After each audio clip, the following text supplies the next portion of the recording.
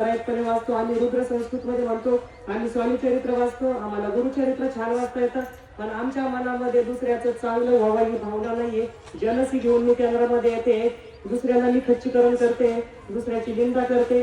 त्याच्याच ऐवजी एखाद्या काहीच लिहिता वाचता नाही येणाऱ्या मावशी मनामध्ये फक्त 11 वेळा श्री स्वामी समर्थ म्हणताय, येताय मुजरा करताय, श्री स्वामी समर्थ जप म्हणताय, त्या मावशी महाराजांना जास्त आवडतील.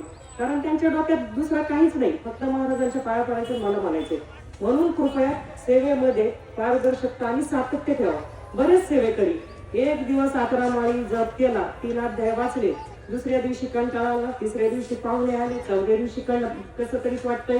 काही आम्हाला फोन करून सांगताय, काही इतकी इच्छा आहे ना आम्हाला आरतीचा संकल्प करायचा आहे, 108 आरत्याचा. आम्हाला पण वाटतं तुमच्या स्टेटस, पण आम्हाला पण वाटतं केंद्रात जावं, आरतीला जावं, नित्यसेवा होतच नाही.